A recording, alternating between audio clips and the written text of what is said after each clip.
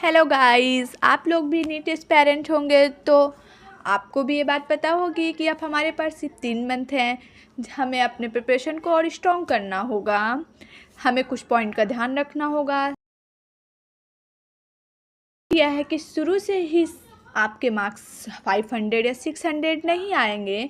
शुरू में आपके मार्क्स कम आएंगे तो आपको डिमोटिवेट बिल्कुल भी नहीं होना है। उसी के साथ आपको मेहनत करना है। धीरे धीरे ही मार्क्स इंक्रीज़ होंगे। हाय गाइस, ऐसा नहीं है कि सिर्फ आपके ही मार्क्स कम आते हैं। शुरू में मेरे भी मार्क्स बहुत कम आते थे, लेकिन मैंने सारे टिप्स को फॉलो किया और मेरे मार्क्स इंक्रीज़ हो गए हैं।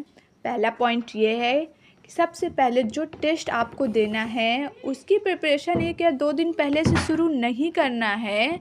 उसकी प्रिपरेशन आपको 1 वीक या 2 वीक पहले ही शुरू कर देनी होगी। सबसे पहले आप आपके साथ टेस्ट के सिलेबस को लिख लें और कभी-कभी होता होगा कि आप करके उस सिलेबस को पूरा करिए, लेकिन आप उसे पूरा नहीं कर पाते होंगे। लेकिन आपको ऐसा बिल्कुल भी नहीं करना है। आपको टेस्ट का ही सिलेबस लिखना है और उसे आप 1 वीक में आपको 1 वीक में पूरा करना होगा। अगर आप ऐसा करेंगे तो आपके कॉन्सेप्ट भी क्लियर हो जाएंगे और आप डिमोटिवेट बिल्कुल भी नहीं होंगे। तो और उसके साथ आप देख सकते हैं हमने अपना सिलेबस लिख लिया है। आपको भी इसी तरह से अपना सिलेबस लिख लेना होगा और इस स्केड्यूल को अच्छी तरह से फॉलो करना होगा।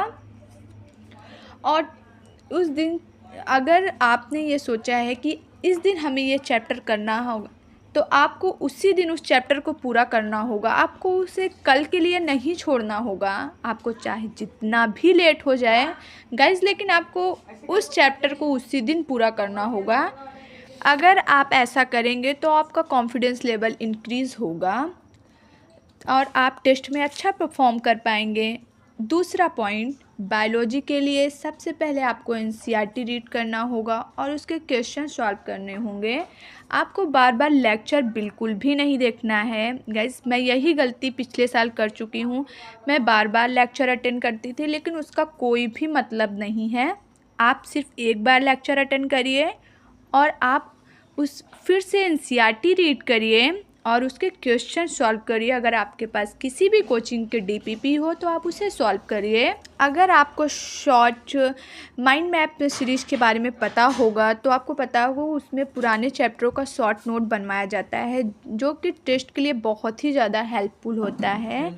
आप उसे ज़रूर फॉलो करें। और तीसरा पॉइंट, थर्ड पॉइंट ये है कि आपको टेस्ट में बिल्कुल भी नहीं घबराना है।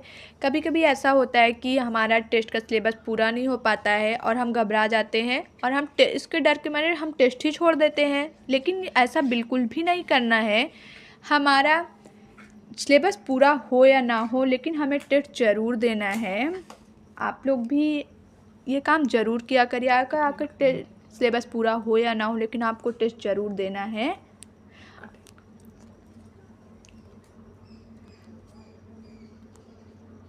चौथी पॉइंट और सबसे इम्पॉर्टेंट पॉइंट, टेस्ट देने से पहले उस चैप्टर के क्वेश्चन ज़रूर सॉल्व करिए। अगर आपके पास किसी भी कोचिंग की डीपीपी हो तो आप उसे ज़रूर सॉल्व करिए, जिससे आपके सारे कॉन्सेप्ट क्लियर होंगे। अगर आपके पीडब्ल्यू से ज्वाइन किया है आपने तो उसके सारे डीपीपी बहुत ही ज़्यादा हेल्पफुल होते हैं। नेक्स्ट टाइम मैंने भी ये काम किया था और वो बहुत ही ज़्यादा मेरे लिए हेल्पफुल हुआ। अगर आपने भी ज्वाइन किया हो तो ज़रूर आप सॉल्व करें।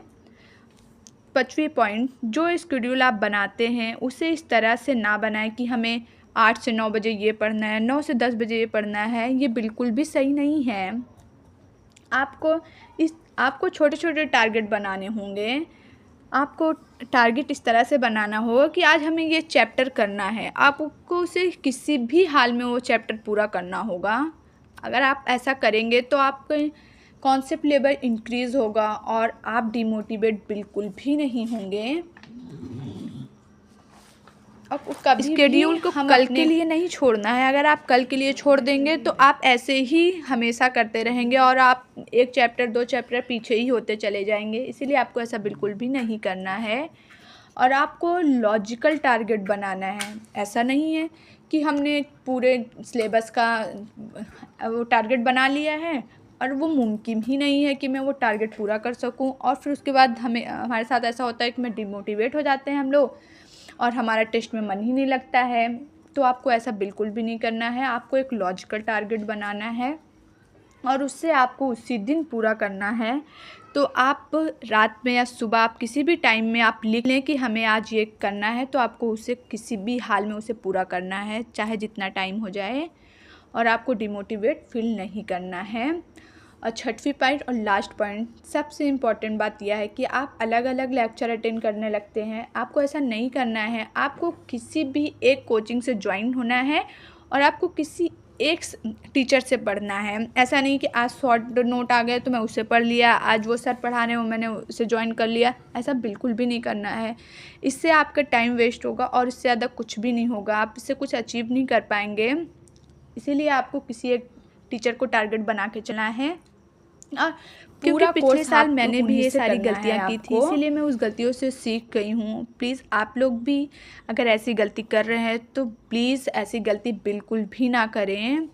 हमें नहीं पता कि हमारी बातों को कितने लोग सीरियस लेंगे, कितने लोग नहीं। फिर भी मेरा ये फ़र्ज़ है कि मैं आप लोग को बताऊँ, जो गलती मैंने किया है वो आप लोग बिल्कुल भी ना करें। और अगर आपको रिवीजन करना है तो प्लीज़ आप लोग लिख कर रिवाइज करें। और ख़ास तौर पर आप लोग फिजिक्स का फार्मूला तो ज़रूर लिख कर रिवाइज करें, क्योंकि मैं भी फार्मूला इसी तरह से रिवाइज करती हूँ। क्योंकि मेरा फिजिक्स थोड़ा वीक है, लेकिन फिर भी मैं फार्मूलों को लिख कर क्वेश्चन सॉल्व करके मैं इसी तरह से रिवाइज करती हूँ।